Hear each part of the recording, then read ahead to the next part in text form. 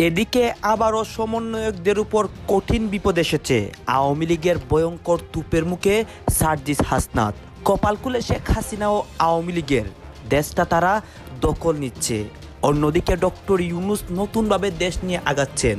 সমন্বয়কদের একটা উইকেট ফালাই দিল আওয়ামী লীগের ছাত্রলীগ। নজর রাখবো বাংলাদেশ সংক্রান্ত খবর। আওয়ামী নিধনে তৎপর ইউনূস সরকার। বাংলাদেশে শুরু হয়েছে অপারেশন ডেভিল হান্ট। দেশ জুড়ে নিশানায় আওয়ামী লীগের নেতাকর্মীরা।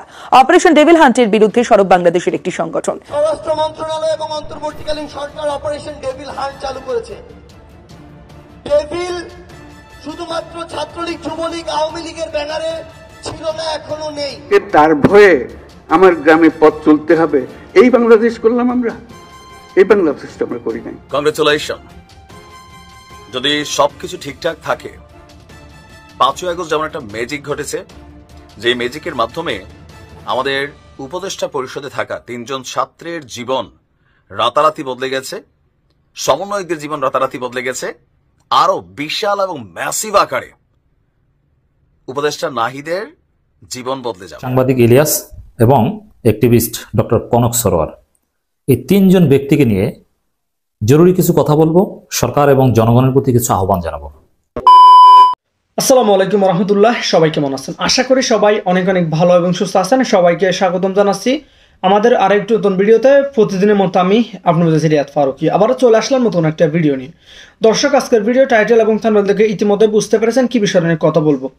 বর্তমানে চলমান দেশের যে রাজনীতির পরিস্থিতি চলতেছে, তারই ধারাবাহিকতা আমরা চেষ্টা করি সবসময় আলোচিত সমালোচিত সব খবর সবার আগে আপনাদের মাঝে পৌঁছে দেওয়ার চেষ্টা করি। তারই ধারাবাহিকতা আজকের ভিডিও। ইতিমধ্যে আপনারা সবাই ভিডিওর শুরুতে বেশ কিছু অংশবিশেষ দেখেছেন, যে অংশবিশেষগুলো দেখে বুঝতে পেরেছেন আজকের ভিডিওটি কতটুকু গুরুত্বপূর্ণ হতে চলেছে। তাই আমি আর বিষয়টা নিয়ে বিস্তারিত বলবো না, কারণ বিস্তারিত বলতে গেলে ভিডিওটা অনেক লম্বা হয়ে যাবে। তাই সংক্ষেপে করার ক্ষেত্রে আমি মূল আলোচনা নিয়ে যাচ্ছি। তার আগে আপনাকে ছোট্ট একটি অনুরোধ জানিয়ে রাখতে চাই, যারা আমাদের ফারুকি অনলাইন ইউটিউব চ্যানেলটিতে এখনো নতুন আছেন, প্লিজ দয়া করে আমাদের চ্যানেল সাবস্ক্রাইব করে সাথে থাকবেন। চলুন আমরা একটা ভিডিও ফুটেজের মাধ্যমে ধারাবাহিকভাবে একটু বিস্তারিত দেখে আসবো। স্বরাষ্ট্র মন্ত্রণালয় এবং অন্তর্বর্তীকালীন সরকার অপারেশন ডেভিল হান্ট চালু করেছে। ডেভিল শুধুমাত্র ছাত্রলীগ, যুবলীগ, আওয়ামী লীগের ব্যানারে ছিল না, এখনো নেই। ওই কার্যক্রম যদি বর্তমানে রাজনীতি করছে এমন কোন রাজনৈতিক দলের কোন কর্মী করে, তাকেও ডেভিল হিসেবে গণ্য করে গ্রেফতার করতে হবে। সেই কার্যক্রম যদি সমন্বয়কের নাম ব্যবহার করে কেউ করে, তাকেও গ্রেফতার করতে হবে। বাংলাদেশ থেকে এই স্বাধীনতা পরবর্তী সময়ে সকল ডেভিলের বিরুদ্ধে যথাযথ আইনানুগ ব্যবস্থা গ্রহণ করতে হবে, যেন রক্ত আর জীবনের বিনিময়ে অর্জিত এই নতুন স্বাধীনতা, এই নতুন জুলাই স্পিরিট কখনো বৃথা না যায়। সেই 14 জুলাই যখন খুনি হাসিনা তার জায়গা থেকে প্রত্যক্ষ এবং পরোক্ষভাবে কিছুটা টিটকারি করেই রাজাকারের বাচ্চার নাতিপুতি হিসেবে আমাদেরকে সম্বোধন করলেন, তারপরে সেই রাতেই ঢাকা বিশ্ববিদ্যালয়ের গর্জে ওঠা, বিশেষত ঢাকা বিশ্ববিদ্যালয়ের মেয়েদের হলের সেই অদম্য মেয়েদের যে গর্জে ওঠা, সেদিনই আসলে খুনি হাসিনার ভিত নড়ে গিয়েছিল। এ কারণে ওই 15 জুলাই ছাত্রলীগ, আওয়ামী লীগ, যুবলীগের সন্ত্রাসী ক্যাডাররা টার্গেট করে মেয়েদের উপরে হামলা করেছিল। কিছুক্ষণ আগে আমাদের বোন তন্নি এখানে এসেছিল, হয়তো তার ফেসটি অনেকে মিলাতে পারছিলাম না আমরা, কিন্তু ভয়ে জুবুথুবু হয়ে থাকা ওই যে রক্তাক্ত মুখ, ওই যে চেহারা, এই চেহারা শুধু বাংলাদেশ নয়, পুরো বিশ্ব বিবেককে নাড়িয়ে দিয়েছিল। এরপরের দিন ওই গায়েবালা জানাজা, সেখানে tear shell, sound grenade, bullet, আমাদেরকে হল ছাড়া করা, এবং এক পর্যায়ে এমন হয়েছিল যে আমাদের আশার আলোটা কিন্তু কিছুটা ক্ষীণ হয়ে যাচ্ছিল। এবং এরপরই ওই 17 তারিখ ঢাকায় প্রাইভেট বিশ্ববিদ্যালয়ের আমাদের ভাইরা বোনেরা যেভাবে দেয়ালে পিঠ থেকে যাওয়ার পরে নতুন করে একটি সূর্যোদয় হয়, সেভাবে তারা ঢাকা সহ পুরো বাংলাদেশে জেগে উঠেছিলেন। এরপরে 18 জুলাই, 19 জুলাই মাদ্রাসা, স্কুল, কলেজ থেকে শুরু করে 5 আগস্ট পুরো বাংলাদেশের ছাত্র জনতা। আমরা আপনাদেরকে কৃতজ্ঞতা জানানোর পূর্বে আপনাদের কাছে ক্ষমা চাই এই কারণেই যে অভ্যুত্থানের পরে আজকে এভাবে আপনাদের সাথে আমাদের বসতে প্রায় 6 মাস লেগে গিয়েছে। আমরা শুধু আপনাদের কাছে কয়েকটি বিষয় অনুরোধ করব। কিছুক্ষণ আগে এখানে সামিনা লুৎফা ম্যামকে দেখছিলাম, এখন দেখছি না। টিভি অফিসে যখন আমাকে আর হাসনাতকে নাহিদ, আসিফ, বাকেরকে নিয়ে যাওয়ার একদিন পরে নিয়ে যাওয়া হচ্ছিল, তখন গাড়িটা যখন ডিবি অফিস দিয়ে ঢুকছিল গেট দিয়ে, আমরা দেখছিলাম সামিনা লুৎফা ম্যাম, তানজিম স্যার সহ আরো 5-6 জন শিক্ষক সেখানে গেটে দাঁড়িয়ে আছেন তার শিক্ষার্থীদের সেখান থেকে মুক্ত করার জন্য। তো এই প্রত্যেকটি জিনিস আমাদেরকে অভয় দিয়েছিল, সাহস দিয়েছিল। আমরা আমাদের জায়গা থেকে শ্রদ্ধা করে আমাদের সেই সম্মানিত শিক্ষকদেরকে আজকে স্মরণ করতে চাই। আমরা শুধু একটি জিনিস অনুরোধ করি বিশ্ববিদ্যালয় প্রশাসনকে, যুগের পর যুগ পেরিয়ে গিয়েছে, এই প্রথম ঢাকা বিশ্ববিদ্যালয়ের শিক্ষার্থীরা প্রথম বর্ষে কোনো দালালি তোষামোদি না করে লিগালি সিট পাচ্ছে। এই যে ধারা, এটা যেন অব্যাহত থাকে, কারণ এটা হচ্ছে নষ্টের গোড়া। এখান থেকে আবারও দালালি তোষামোদি শুরু হবে। এই ধারা অব্যাহত যেন থাকে, সিটগুলো যেন লিগালি পায়। বিশ্ববিদ্যালয় প্রশাসন যেমন সজাগ থাকবে, আমার সামনে থাকা আমার যোদ্ধারা যেন সজাগ থাকে। আমাকে তার ভয়ে আমার গ্রামে পথ চলতে হবে, এই বাংলাদেশ করলাম আমরা? এই বাংলাদেশটা আমরা করি নাই। সে তার সমস্ত স্বভাব পরিবর্তন করে আমাদের সবার সঙ্গে মিশে যাবে, এটা হবে। কিন্তু তার স্বভাবে সে চলতে থাকবে আমার সামনে দিয়ে, আর আমি বলবো আমি নতুন বাংলাদেশ করে ফেলেছি। হলো না?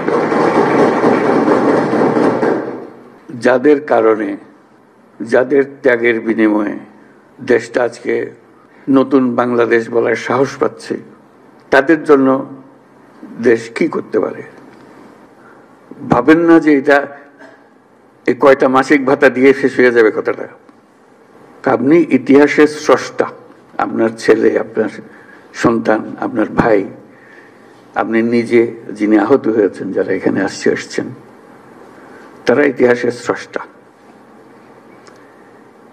ইতিহাসের স্রষ্টাকে সাধারণ মাপকাঠি দিয়ে, টাকা পয়সা দিয়ে হয় না। যে জাতি ইতিহাসকে স্মরণ করতে পারে না, সে জাতির ভবিষ্যৎ নেই। আপনারা হলেন সেই জ্বলন্ত, জীবন্ত ইতিহাস। কাজে জাতির পক্ষ থেকে আজকে আবার সুযোগ পেয়েছে, শুধু এই স্বীকৃতিটা সবার পক্ষ থেকে আপনাদের কৃতজ্ঞতা জানানো। এটা মনের বিষয়, এটা কোনো টাকা পয়সার,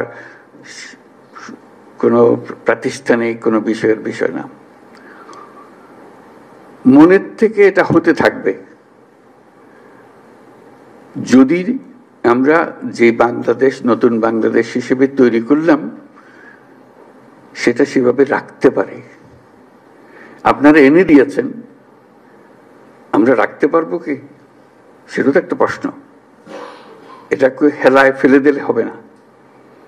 মনে করছে এনে দিয়েছেন, এটা হয়ে গেছে, হয়ে যায় নাই। এটা পথে উঠিয়ে দিয়েছেন, কিন্তু পথের থেকে পড়েও যেতে পারে। কাজে সেটাতে আমাদের সার্বক্ষণিক সাবধান থাকতে হবে, আপনাদের নজর রাখতে হবে। আমরা এনে দিলাম, খবরদার এটাকে নষ্ট করে ফেলো না, আমরা আছি।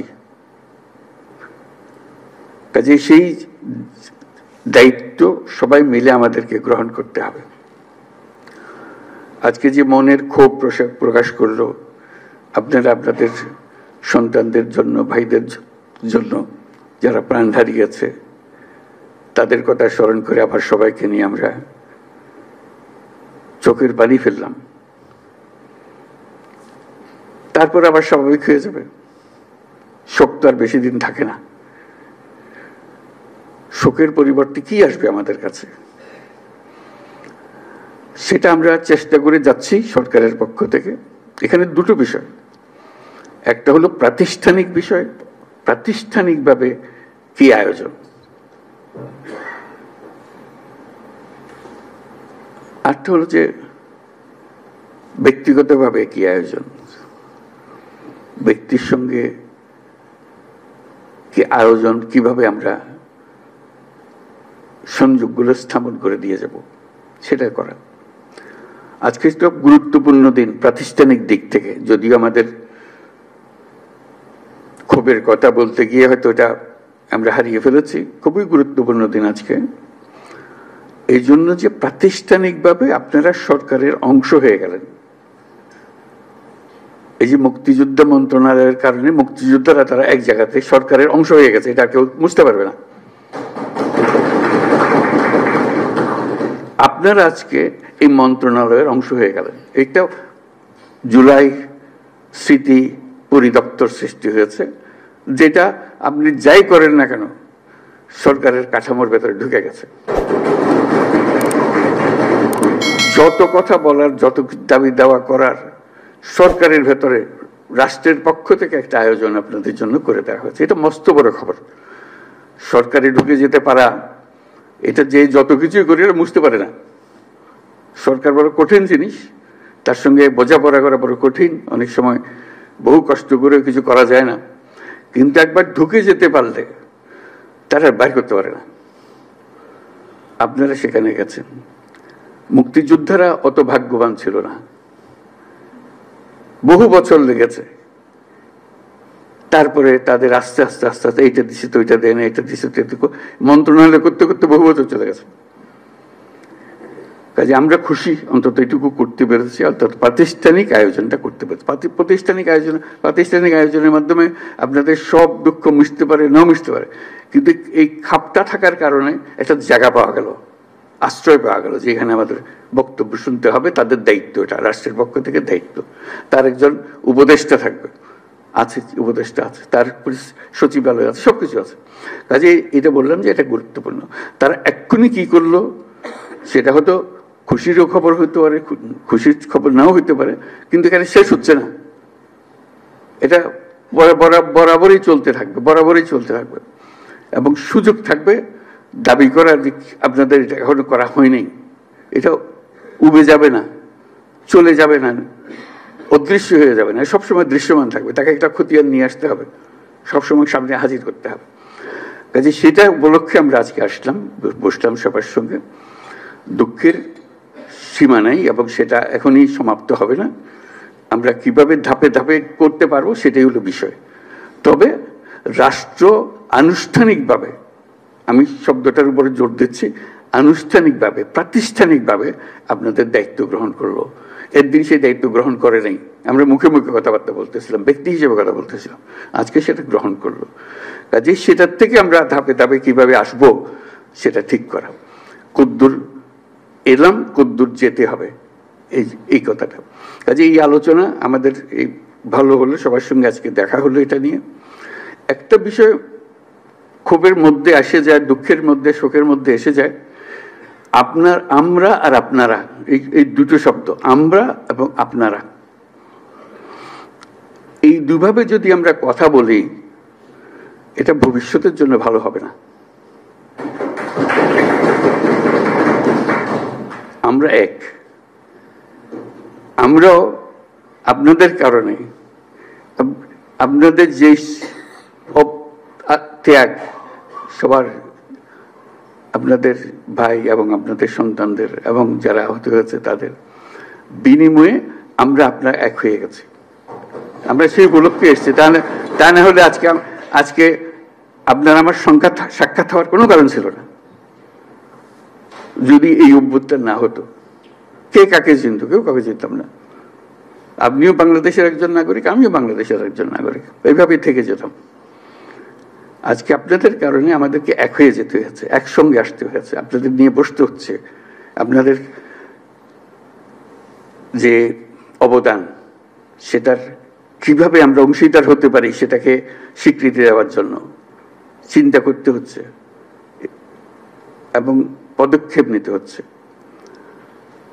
আজকে যদি আমরা আর আপনারা হয়ে যাই, তাহলে এই নতুন বাংলাদেশ আর হবে না। বিভেদ হয়ে গেল, এই বিভাজনটা ভালো না। কারণ তোমরা বলার সময় বলেছো যে আমাদের এখানে স্বৈরাচারী সরকারের লোক বসে আছে, আমাকে এই করছে। তারা চলে যায় নাই।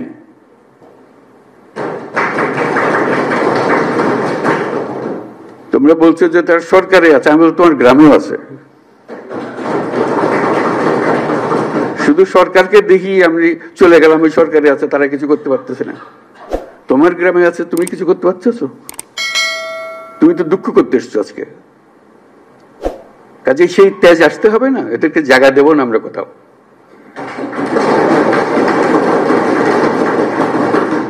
আমাকে তার ভয়ে আমার গ্রামে পথ চলতে হবে, এই বাংলাদেশ করলাম আমরা? এই বাংলাদেশটা আমরা করি নাই। সে তার সমস্ত স্বভাব পরিবর্তন করে আমাদের সবার সঙ্গে মিশে যাবে, এটা হবে। কিন্তু তার স্বভাবে সে চলতে থাকবে আমার সামনে দিয়ে, আর আমি বলবো আমি নতুন বাংলাদেশ করে ফেলেছি। হয় হলো না?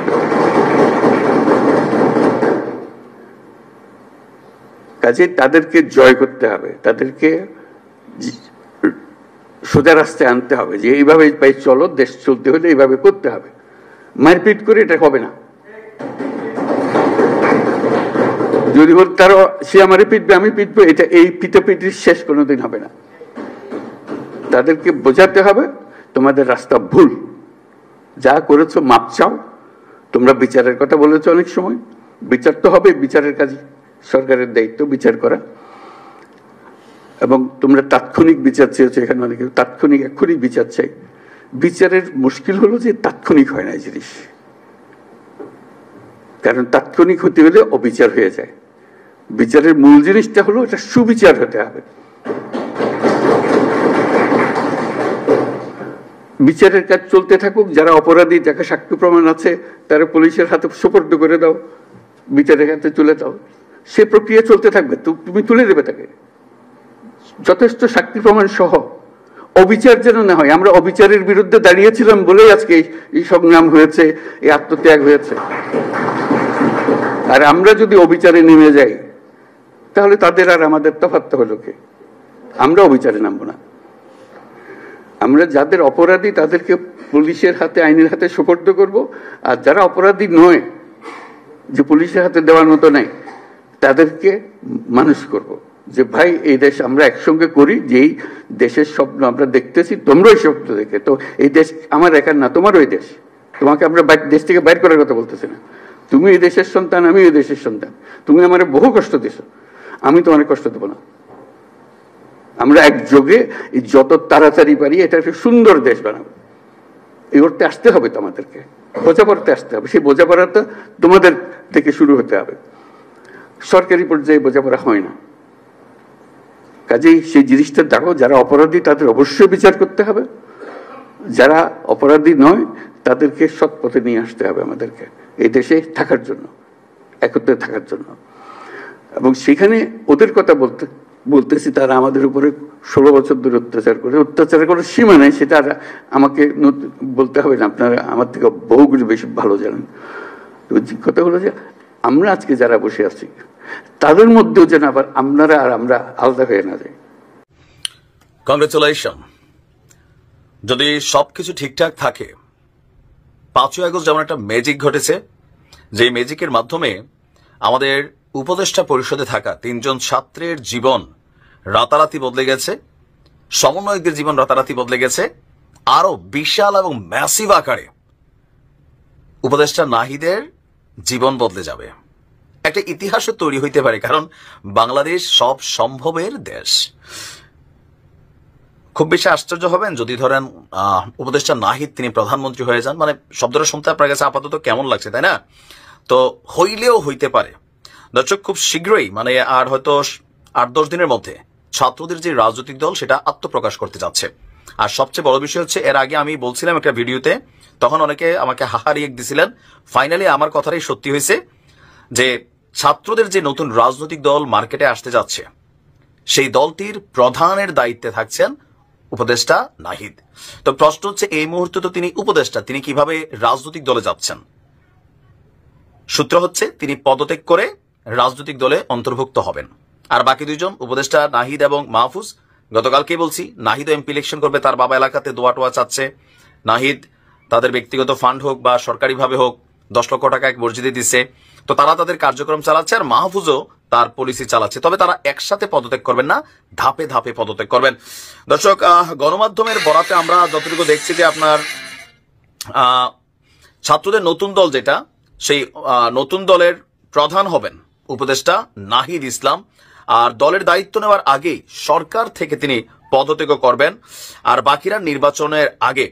এখন নতুন দলের আবির্ভাব যেটা ঘটতে যাচ্ছে, ইতিমধ্যেই আপনার কি বলা হয় যে তারা অনলাইনে তাদের দলের ফর্ম নিবন্ধন যেটা, সেটার কর্মকাণ্ড চালাচ্ছে।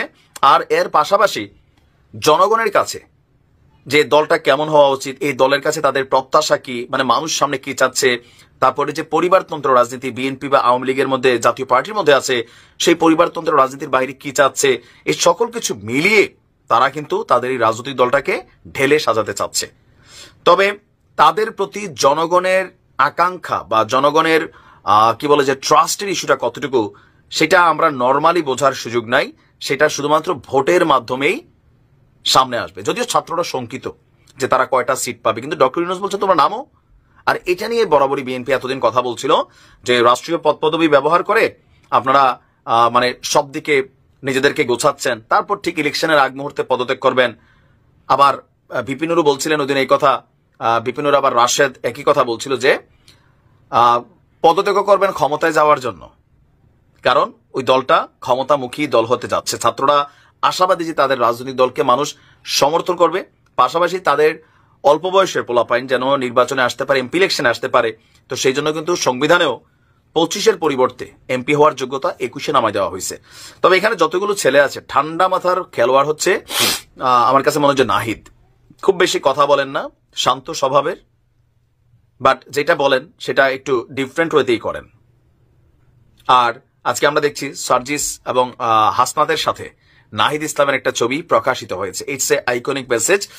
তো আপনাদের কি মনে হচ্ছে? বাংলাদেশের ইতিহাসে অনেক রাজনৈতিক দলের আবির্ভাব ঘটছে, বাট প্রথম ধাপে আইসে তারা রাজনীতিতে খুব যে সফল হয়েছে তার ইতিহাস কিন্তু নাই।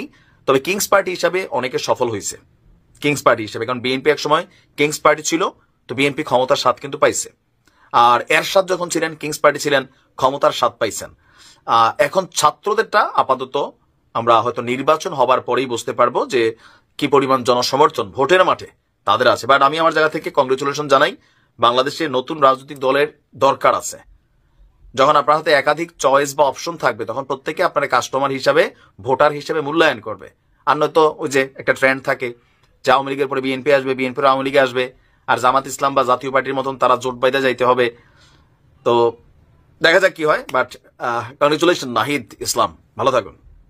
পিনাকি ভট্টাচার্য, সাংবাদিক ইলিয়াস এবং অ্যাক্টিভিস্ট ডক্টর কনক সরোয়ার, এই তিনজন ব্যক্তিকে নিয়ে জরুরি কিছু কথা বলবো, সরকার এবং জনগণের প্রতি কিছু আহ্বান জানাবো, এবং তিনজন ব্যক্তির প্রতিও আমাদের কিছু আবদার বা আহ্বান থাকবে। দর্শক, সার্জিস আলম এই তিনজনকে নিয়ে একটা মন্তব্য করেছেন, সেই মন্তব্যের প্রেক্ষিতে আমার এই আলোচনা। আপনারা একমত কিনা জানাবেন। আগে সার্জিসের মন্তব্যটা আপনাদেরকে শোনাই। গণঅভ্যুত্থানে ভূমিকা রাখার জন্য প্রবাসী লেখক ও অনলাইন অ্যাক্টিভিস্ট পিনাকি ভট্টাচার্য, সাংবাদিক ইলিয়াস হোসেন ও ডক্টর কনক সরোয়ারের প্রতি কৃতজ্ঞতা প্রকাশ করেছেন জাতীয় নাগরিক কমিটির মুখ্য সংগঠক সার্জিস আলম। দেখেন, শুধু কৃতজ্ঞতা প্রকাশ করার মধ্যে সীমাবদ্ধ থাকলে হবে না, জাস্ট মৌখিক কৃতজ্ঞতা যে ভাই ধন্যবাদ, তারা শুধু ভাই ধন্যবাদ এতটুকু কৃতজ্ঞতা পাওয়ার যোগ্য নন, তাদের স্থান আরো অনেক উপরে থাকা উচিত। আমি সেদিকে আসছি। ডায়াসপোরা কমিটি নিয়ে আলোচনা করতে এই কথা বলেছেন। অভ্যুত্থান পরবর্তী সময়ে খনি হাসিনা মিডিয়ার গলা চেপে ধরেছিল, এটা বলে সার্জিস বলেন বিভিন্ন এজেন্সি অলওয়েজ নজরদারি করত, তারা নিউজের শব্দ বাক্য ঠিক করে দিত, কিন্তু দেশের বাইরে প্রবাসী ফ্রিল্যান্সার সাংবাদিকরা সাহস জুগিয়েছেন, খনি হাসিনা রেজিমের বিরুদ্ধে কথা বলেছেন। তিনি বলেন, এই অভ্যুত্থানে পরবর্তী সময়ে ডায়াসপোরা কমিউনিটির একটি অংশকে অন্তঃস্থল থেকে স্মরণ করতে চায়। উদাহরণস্বরূপ বেশ কয়েকজনের নাম বলেছেন। যাই হোক, এবার আসি তাদের অবদানের কথা। অবদানটা যদি আপনি বুঝতে পারবেন তাহলে বলতে পারেন, মন্তব্য করতে পারবেন যে তাদের মূল্যায়নের জায়গাটা কি হওয়া উচিত। অবদানটা বলি, এই যে দেখেন বিএনপি, আওয়ামী লীগ, বিএনপি, জামাত, ছাত্ররা, এই যে শিবিরের কথা বলি, অন্যদের কথা বাদই দিলাম, বিএনপি, জামাত, বিএনপি বা ছাত্র দল, এদের তো নিজস্ব কোনো শিক্ষা পদ্ধতি নেই, কোনো তরবিয়ত নাই। কিন্তু জামাত, শিবিরে তো শিক্ষা পদ্ধতি আছে, তারা শিখায়, তাদের ট্রেনিং হয়, টিএসটিসি নানান কিছু হয়। কিন্তু আপনি কি জানেন যে জামাত শিবিরের লোকজনও রাজনীতি শিখে কার কাছ থেকে? জামাত শিবিরের লোকজন পলিটিক্যাল অ্যানালাইসিস জামাত নেতাদের কাছ থেকে শিখে না, তারা পলিটিক্যাল অ্যানালাইসিস শিখে পিনাকির কাছ থেকে, ইলিয়াসের কাছ থেকে, কনক সরার কাছ থেকে। এমনকি তাদের যদি কোনো ভুল আন্ডারস্ট্যান্ডিং থেকে থাকে, আছে অনেক ভুলে সমালোচনা করি, সেই ভুলটাও এই তিনজন বা এদের কাছ থেকে শিখেছেন, এতটাই প্রভাবিত। অতএব যেই জামাত শিবিরের ছেলেরা, বিএনপির ক্ষেত্রে সেম, যেই বিএনপি জামাত ছাত্ররা দেশটা স্বাধীন করেছে, যারা লড়াই করেছে গত 15 বছর যাবত, যারা রক্ত দিয়েছে, জীবন দিয়েছে, তাদের গুরু হচ্ছে এরা। জামাতের বড় বড় নেতারা, জামাতের উপজেলা জেলা পর্যায়ের নেতারা, এরা রুটিন করে পিনাকি ইলিয়াসের বক্তব্য শোনেন, কনক সরোয়ারের শো দেখেন, পডকাস্ট দেখেন। আপনারা জানেন এটা, আমি জানি। এবং পিনাকির জন্য দোয়া করেন। অনেক জামাতের বড় বড় নেতা, বিশেষ করে উপজেলা লেভেলের নেতা যারা জামাতের, তাদের ক্ষেত্রে আমি বেশিরভাগ দেখেছি যারা পিনাকির বক্তব্য শোনেন, পিনাকি ভুল বললে তারা ওই ভুলটা শেখেন।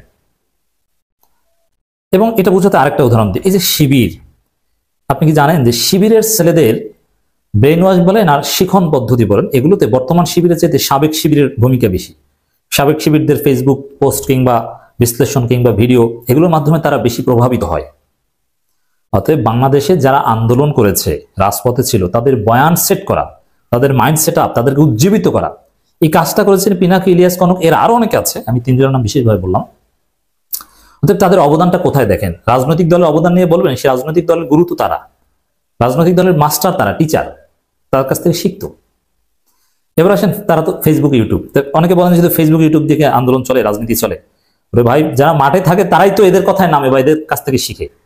আর ফেসবুক ইউটিউবের প্রভাব অনেক, ফেসবুক ইউটিউব মাঠ সমান সমান গুরুত্ব প্রায়।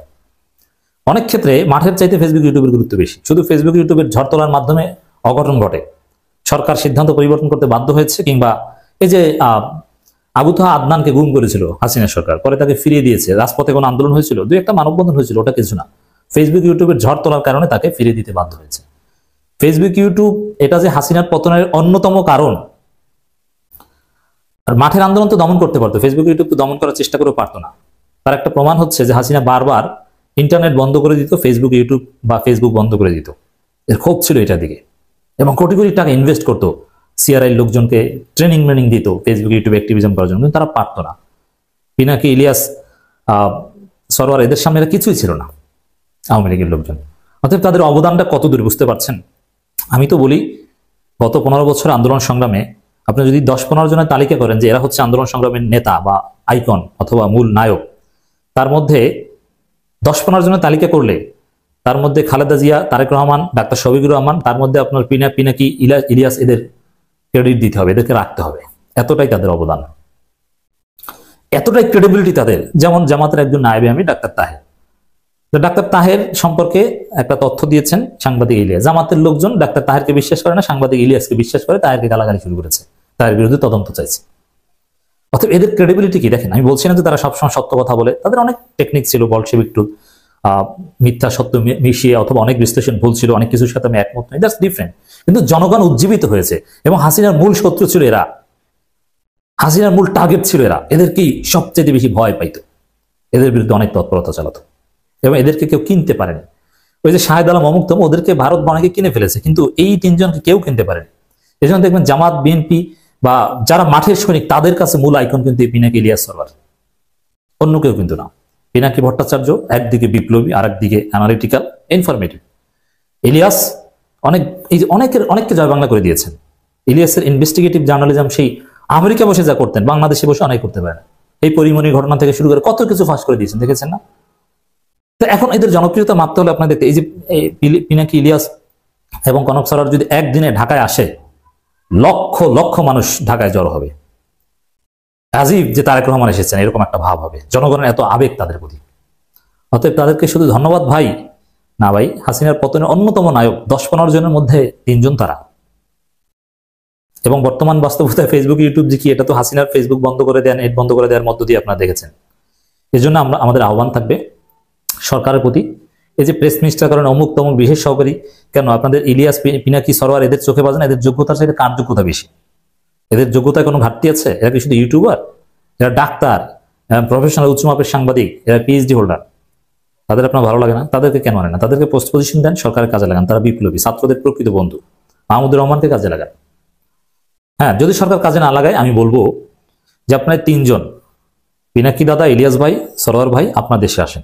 দেশে এসে আপনার হয় ছাত্রদের দলে যোগ দেন, না হলে আপনার নিজেরা রাজনৈতিক দল গঠন করবেন। আপনার বাংলাদেশ কাঁপিয়ে দিতে পারবেন, আমি বিশ্বাস করি। ভাই সময় শেষ হয়ে গেলে আসলে হবে না, এখন আসতে হবে। এই সময় আসতে হবে, এই ভোলাটাই সময় আসতে হবে। এই সময়ে জাতিকে সঠিক পথে পরিচালিত করতে এখন উত্থান পতন, আপস অ্যান্ড ডাউন বিভিন্ন কিছু হবে, হাইট, ক্লাইম্যাক্স, অ্যান্টি ক্লাইম্যাক্স, অনেক কিছু হবে। বিএনপির অপরাজনীতি, আওয়ামী লীগের চেষ্টা, জামাতের ভুল রাজনীতি, ছাত্রদের ভুল, নানান কিছু ঘটবে।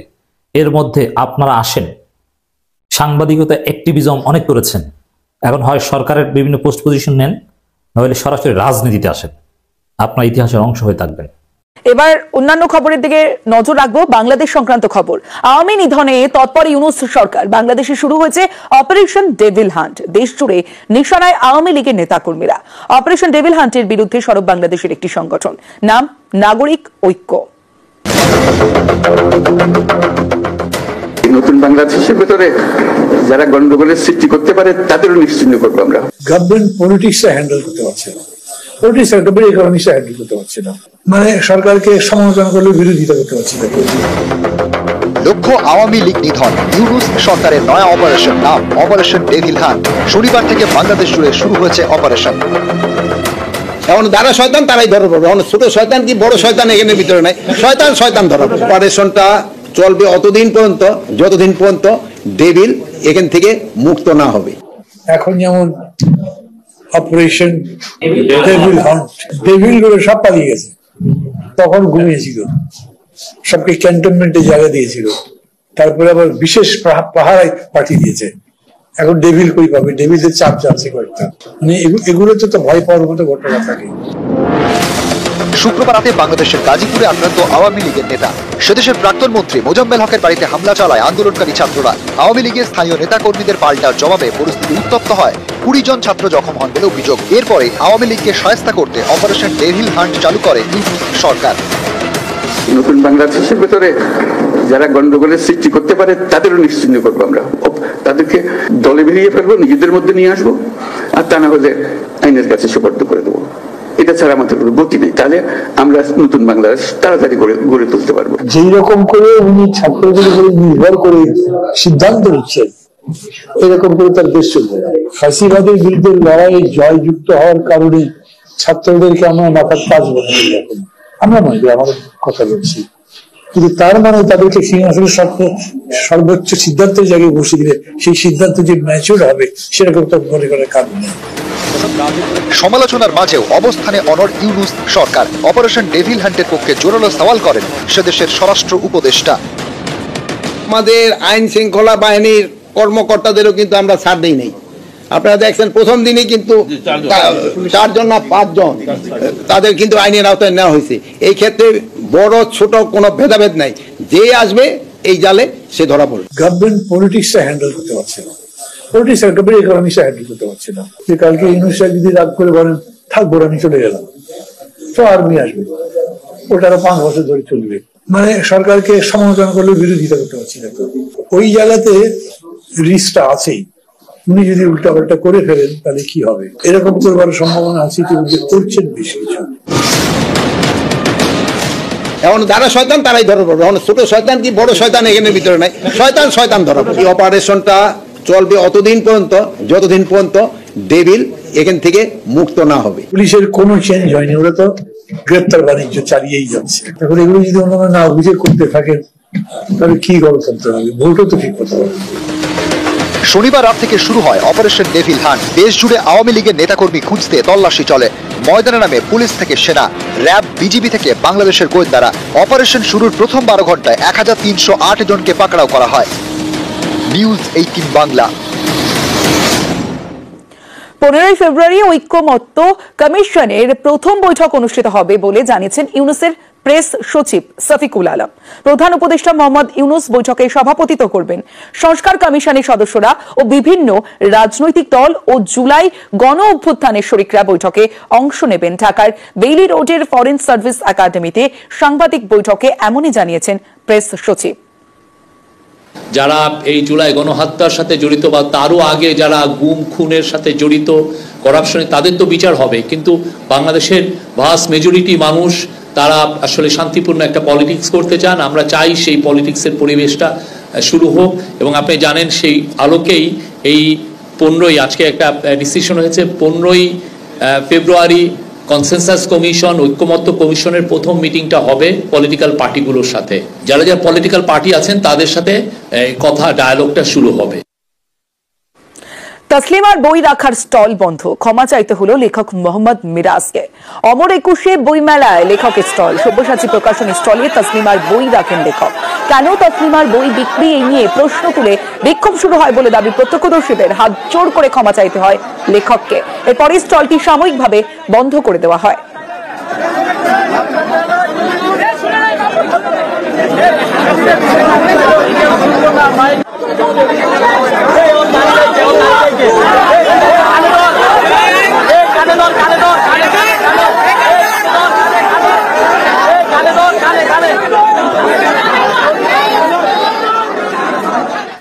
শাহবাগ মোড় অবরোধ করে আন্দোলন, সুপারিশপ্রাপ্ত সহকারী শিক্ষকদের ছত্রভঙ্গ পুলিশের।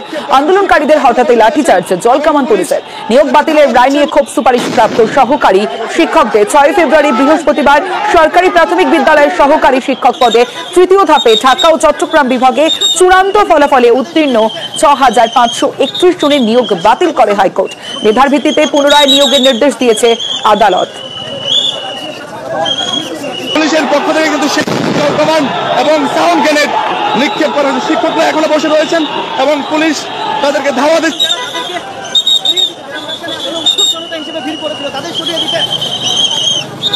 পুলিশের শক্ত অবস্থান এবং পুলিশ একটু পরপরই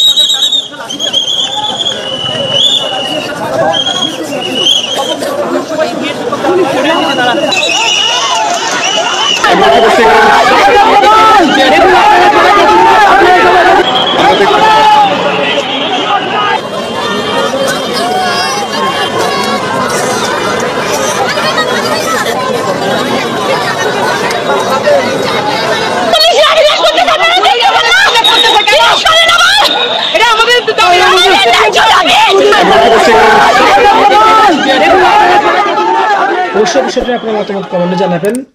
কারা পরবর্তীতে অর্থাৎ ডক্টর ইউনূস যে রাষ্ট্র চালাচ্ছেন সেটাকে আপনারা কতটুকু সমর্থন করেন, এটা নিয়ে আপনারা মতামত জানাতে পারেন কমেন্ট সেকশনে। ধন্যবাদ সবাইকে, ভালো থাকবেন, সুস্থ থাকবেন, আল্লাহ হাফেজ।